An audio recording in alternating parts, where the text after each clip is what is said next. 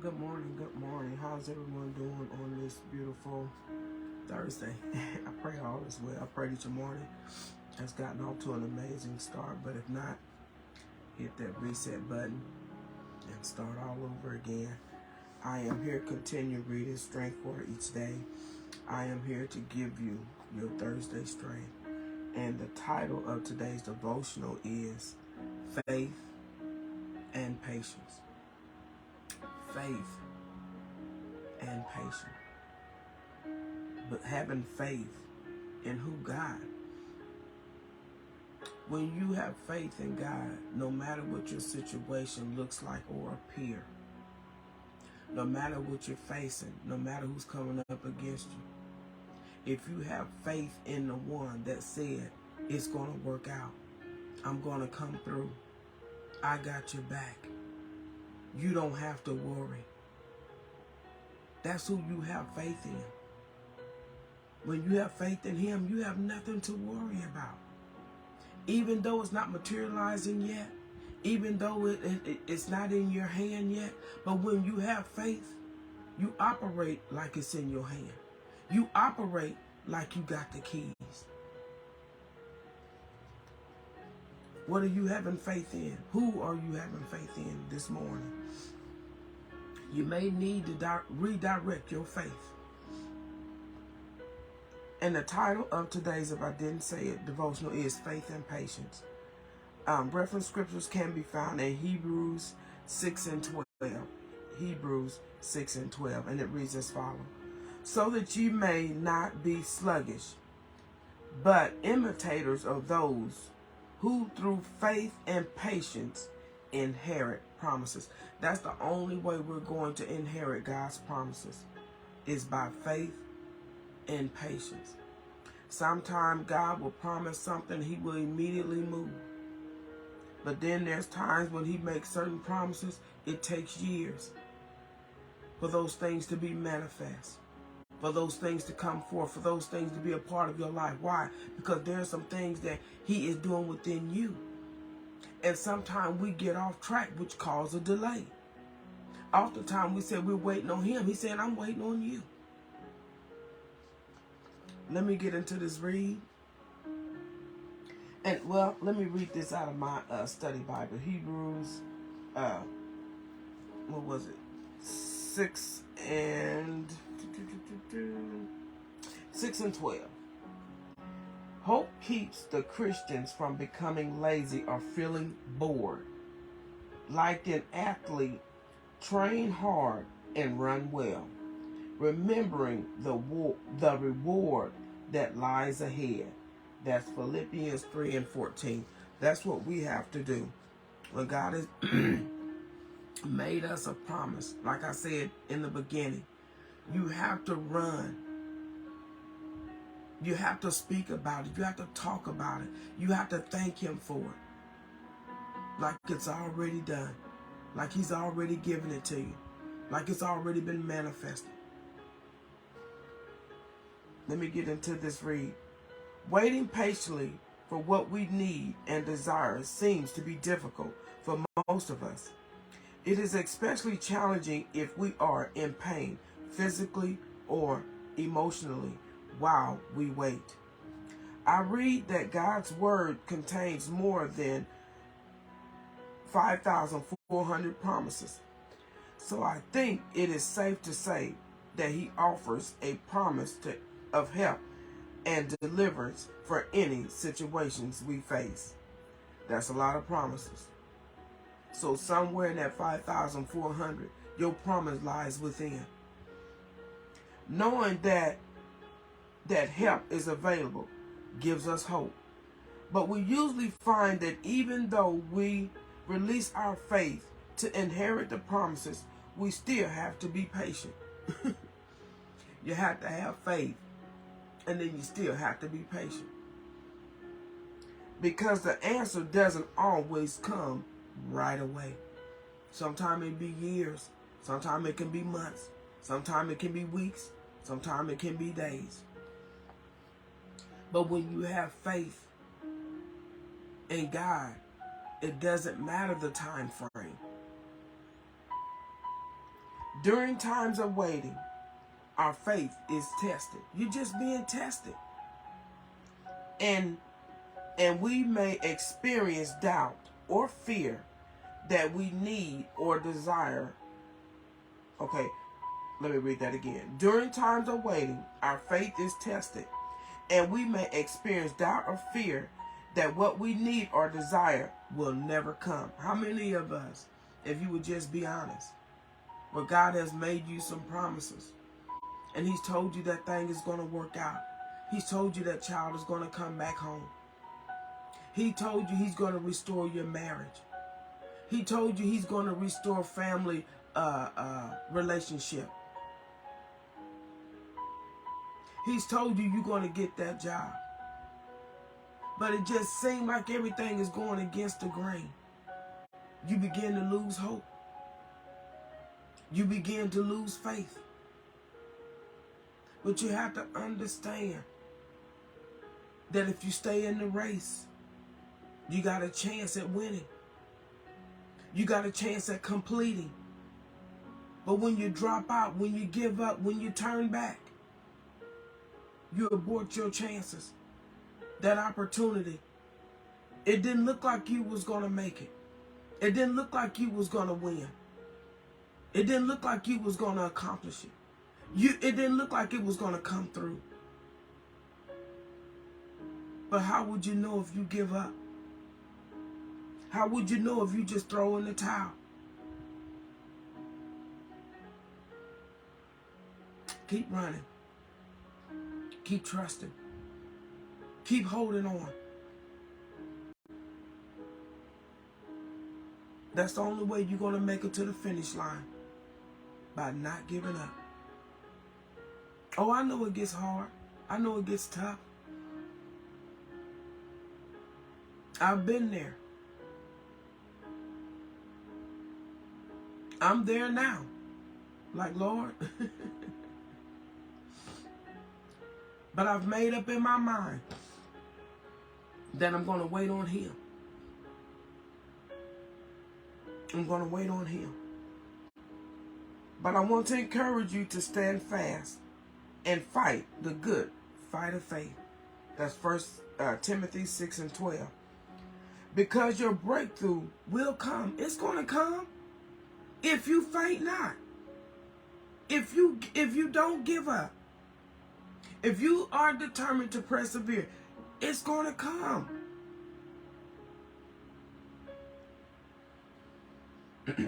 Will come if you stand firm in your mind and refuse to give up. You got to be in a place that no matter what you are going through, no matter how painful it may be, that I'm not giving up.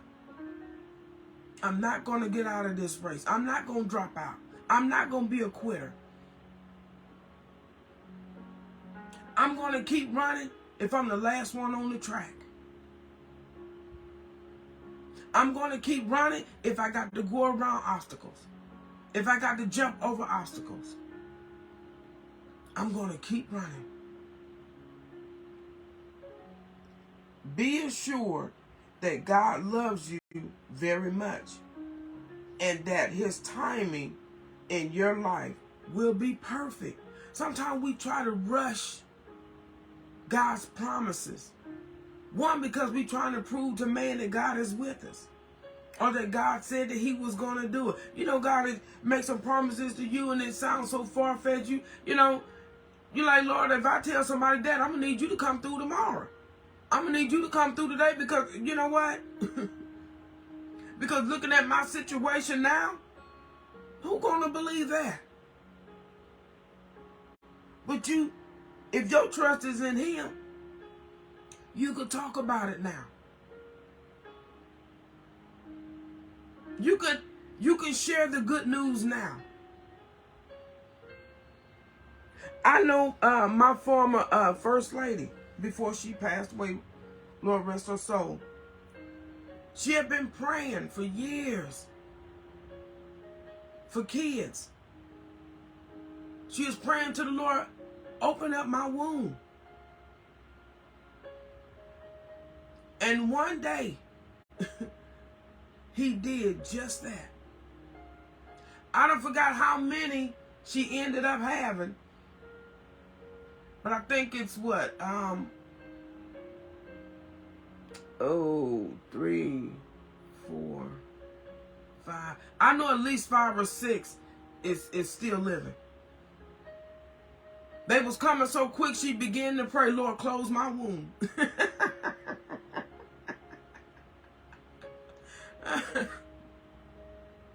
1 minute they wasn't coming. Next second they started coming too fast. She prayed the Lord, close my womb. And he did that. He honored that.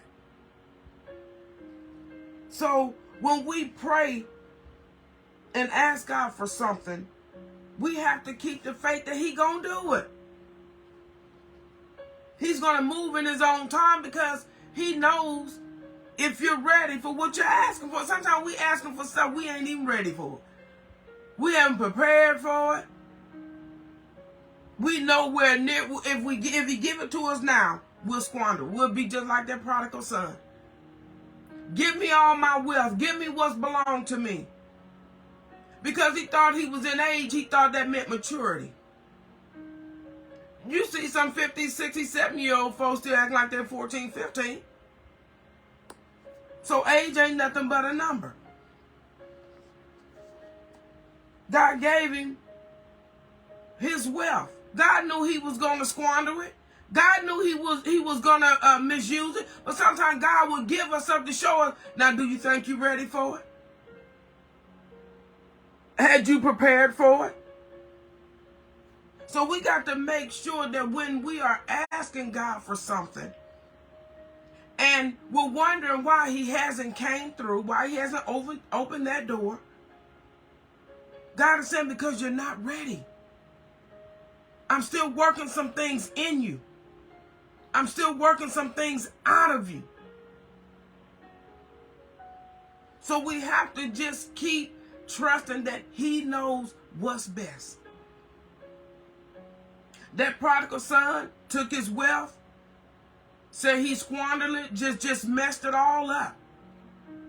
Wasn't grateful, because if he was, he would have took what God gave him and he would have put it to good use. But one day, when he woke up, when he had nothing else, when he had wasted everything that God had gave him, had abused it, he remembered where his love was. He remembered that one person that he knew that would always be there.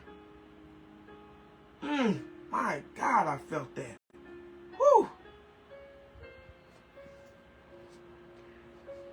He said, look, I know I done messed up. I know I done threw away everything, God, that you given me. I know I didn't look appreciative. I know I should have done better. But he came to himself. He said, I got to go back home. Whew. Sometimes you got to shake yourself. You got to wake yourself up and you say, I got to go back home. I got to get up from here. This right here, this ain't helping me. This right here, it ain't doing it for me. I got to go back home. What they say he did when he made his mind up. He started preparing a speech. What he was going to say. He was going to begin to apologize for what he did. But when he went, the father began to see someone that looked familiar. My God. Whew. The Bible says he seen him coming from afar off. I'm sure he didn't look the same that he did when he left. I'm sure he looked a lot worse. But I don't care what you've done, what you've been through. God knows when you're coming. I don't care how low you've been. He see you coming. I don't care how broken that you are. He see you coming. My God. He began to give his speech. The Father didn't even pay that no mind. He didn't even entertain it. He was just so happy that he returned home. You got to get to the place that no matter what, if you have to return home, if you have to go back and say, God, give me another chance. Woo.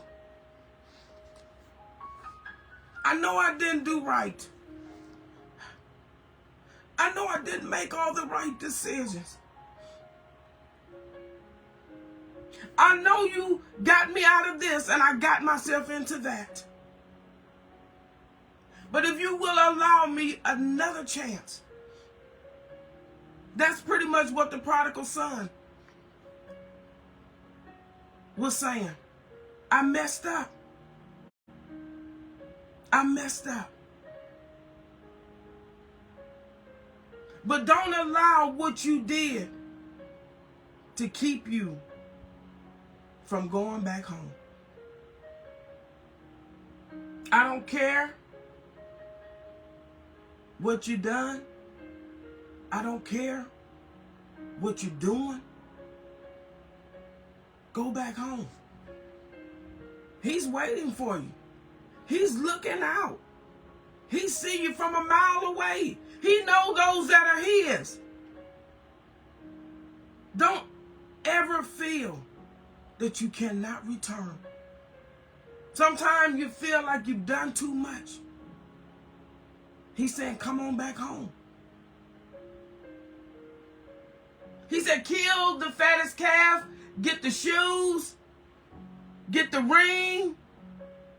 And the one brother was upset. He said, you doing all of this for him? I've always been by your side. I've always been right in your presence. You never threw a party for me. You know how we get?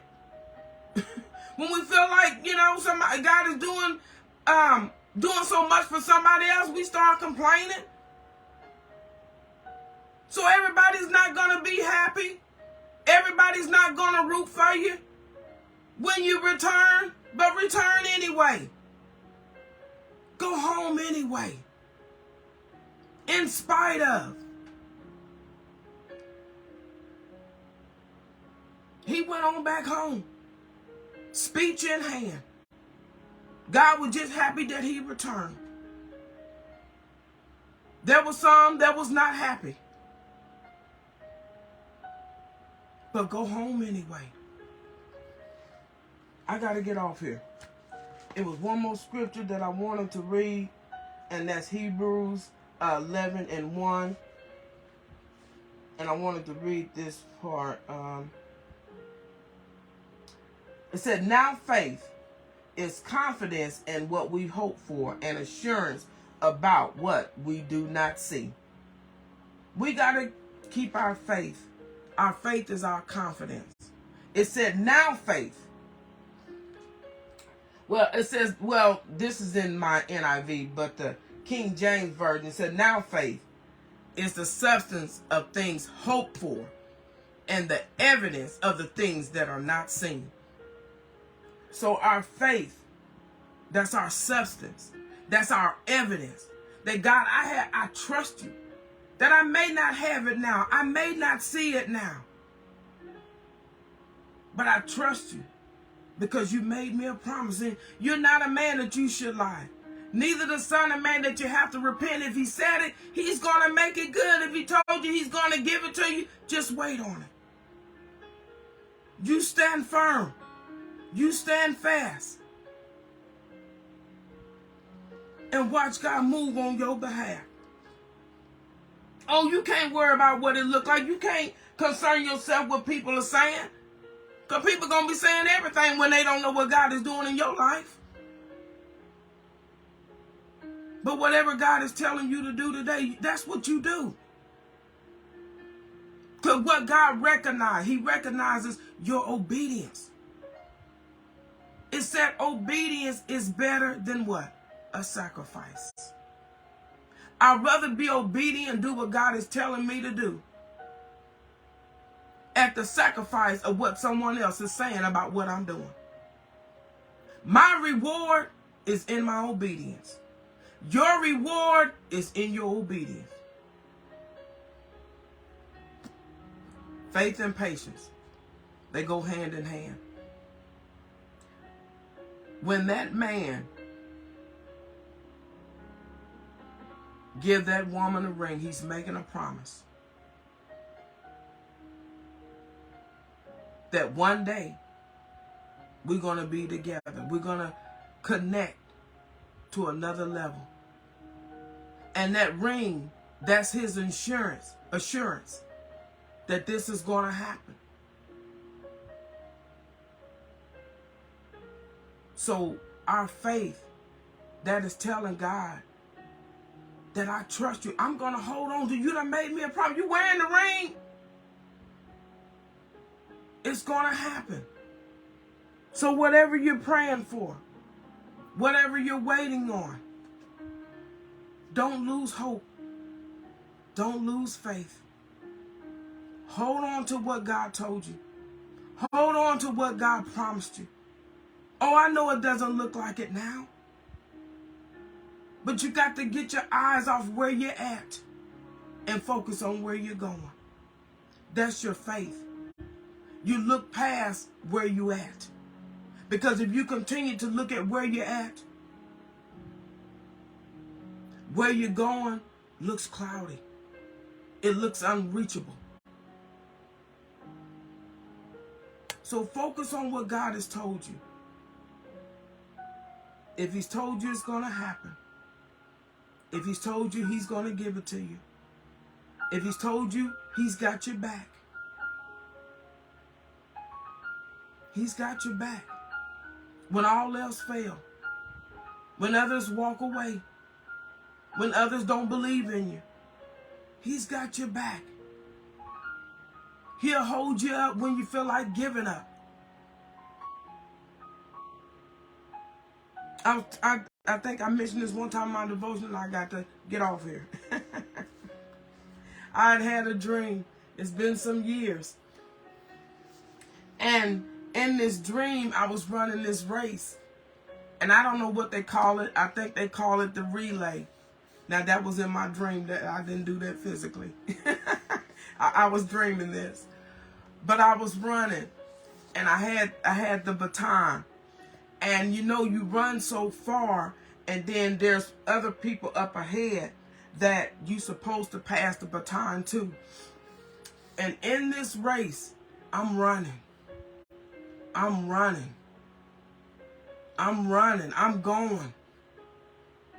And I kept passing up the other people that I was supposed to pass the baton to.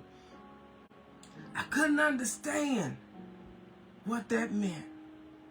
And it took God a while to explain to me what that dream meant. But when he did, I got it. He said, you've been running this race. You've been running it without help. You've been running it without hope. You've been running it all by yourself. But if you pass the baton to me, you've done your part. Let me do my part. You can pass the baton. I won't drop it. You can pass the baton. I'm not going to talk about you. You can pass the baton. I'm going to take you to the next level. All I knew is that I had to make it to the finish line. Because I had people depending on me. Sometimes you have people depending on you. He just dropped this. But not many people rooting for you. I had to run when I didn't have that many rooters. When I didn't have that many cheerleaders. I had to keep running. I had to keep going. Sometimes I wanted to give up. I wanted to throw in the towel. But that's not what he put in me. And I had to keep going in spite of how I felt, how it looked. He's the reason why I'm still here. He's the reason why I'm still going. Oh, I could have threw in the towel a long time ago. I could have gave up a long time ago. But his word said, greater is he that is in me than he that is in the world. There's something great on the inside of me. Oh, I know it doesn't look like it, but that's okay. You can't see it now, but that's okay. God is still doing the work in me. I'm not a finished product. I'm a work in progress. But I know I'm not the same person that I used to be. I'm not the same person that I used to be. I said I'm not the same person that I used to be. Sometimes I have to convince myself.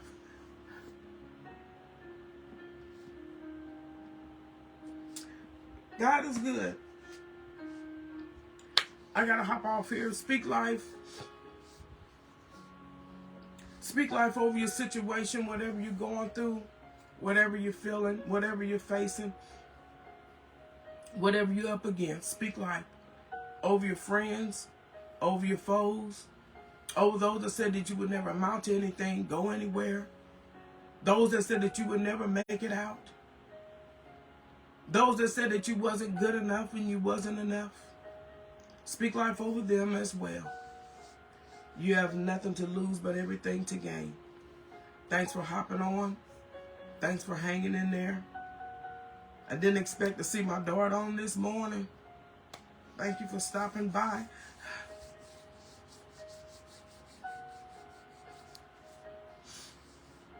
I'm grateful for everyone that hops on,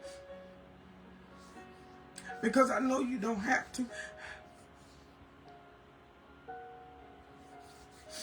Thank you, Lord. My daughter's Cambria, for those that don't know. Thank you for hopping on. I gotta go. Everyone have an amazing day. Until next time, stay blessed.